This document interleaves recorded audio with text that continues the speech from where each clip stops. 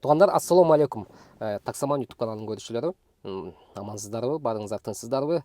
Көпчүлүгүбүз, мисалы, менин каналым основной таксиде көрөт. Основной Яндекс Такси иштегендербиз. 95-97% Яндекс Такси иштейбиз. Видеону көрсөңөр, Россияда жүрүп, адам өзүнүн сүйгөн мамлекетинин желегин өзүнүн машинасына иле албайт экен, Яндекстин политикасы боюнча. У тарифа Комфорт Плюс есть стандарты сервиса, и периодически данные покупателей проверяют, как водители соблюдают стандарты. Во время проверки было замечено следующее нарушение. В салоне автомобиля находились посторонние предметы. Предлагаю обсудить это нарушение. Фотоотчета данного покупателя вижу, что над лобовым стеклом на обшивке у вас был прикреплен флаг России в красной окантовке. По стандартам сервиса флаг в список допустимых предметов не входит. Необходимо убирать закрытые ящики в бардачок или подлокотник. Ну, я согласен, что у меня флаг России прикреплен, но разве флаг России запрещен в России? Киргенде, подлокотник түшүп туруш керек негизи. Анан мындай кетип атат. Ушул жерге, мынау жерге Яндекстин флагын илип койгон. Ошону тайны покупатель турганда, бул жакты бир тартат, мынарды бир тартат, зарядникти бир тартат, анан мына жакты тартканда бул көргөзбөй тартат. Флаг фотого түшкөн. Анан посторонний предметке кирет экен флаг, обычный кагаз. По тарифу Комфорт Плюс флаг в список допустимых предметов не входит. Необходимо убирать. И хотим напомнить, что по результатам этой проверки из-за серьезного нарушения произошло снижение баллов приоритета на 14 дней. А там указано, что флаг России запрещен? Нет, там прописан только список допустимых предметов в салоне автомобиля. Все, что не входит в этот список, будет являться посторонним предметом в салоне. На сайте Яндекс в разделе автомобиля есть перечень предметов, которые убирать из салона не нужно, но в них не входит патч флага России над задним зеркалом заднего вида. Я вот по фотоотчету вижу, что у вас флаг России висит. По стандартам тарифа Комфорт Плюс это посторонний предмет, и его нужно будет убрать. К вам может пассажир сесть с иными взглядами или иным вероисповеданием и другим мнением, и во избежание конфликтов такие предметы мы просим убирать. Это относится и к религиозным предметам, и У к меня нет религиозных предметов. Это флаг России и флаг той страны, в которой мы находимся. Если это нарушение повторится или нарушения будут серьезными, то есть риск временно потерять доступ к заказам в тарифе Комфорт Плюс. Покупатель ким бул? Обычный или Яндекстин клиенти постоянно заказ алып жүрсө, Яндекс ага сунуш кылат. Сен өзүңүн ушул эле водительдерин оценка кой дагы, бизден акча ал дейт. То есть 1000 сомдук поездка болсо, ошонун жок дегенде 500 кайтарып берет, какой-то процентин.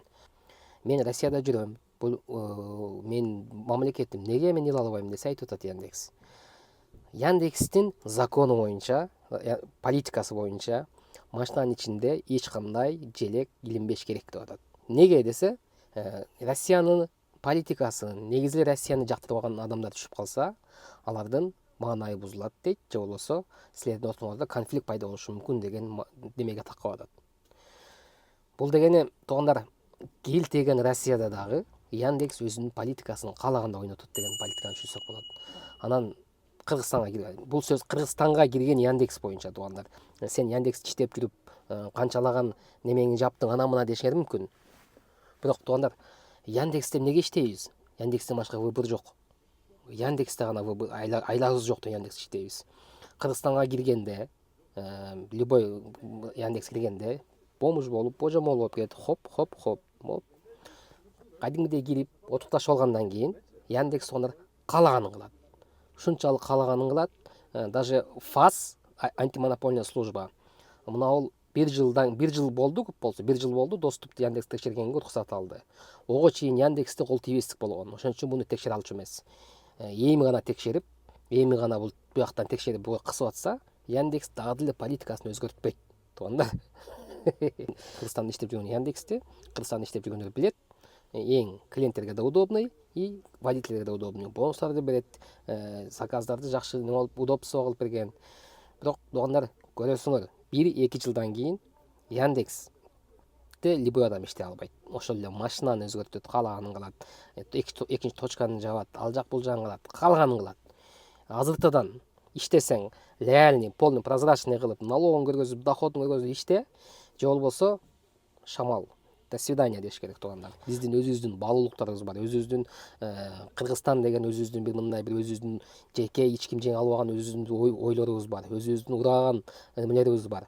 Ошолорду жоготуп алгыбыз келбесе туугандар, Яндексте азыртадан Кыргызстанда ушул антимонопольный служба bizde да бар, налоговый бар. Ошол азыртадан текшер, азыртадан бир направление кой, полный прозрачный иштесин, проценти могул менен ашпасын.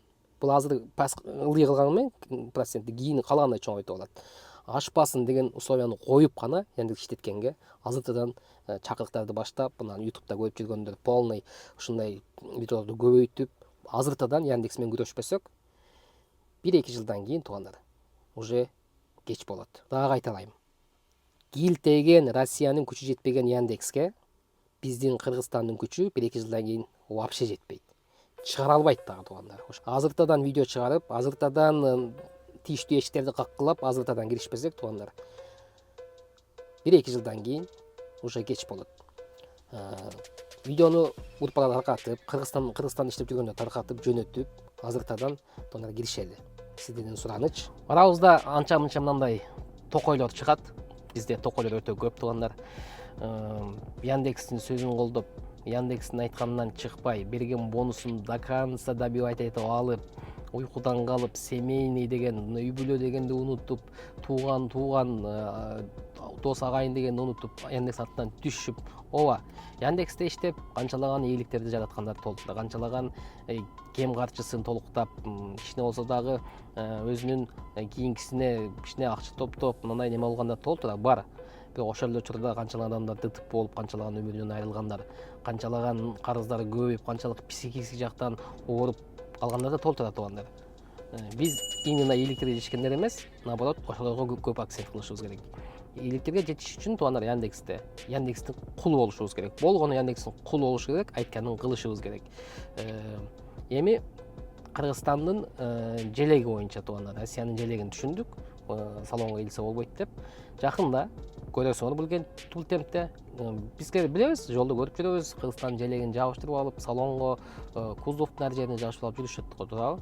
Эми ошого дагы запрет кылат Россияда. Россиянын желегин запрет кылгандан кийин буга да запрет кылат.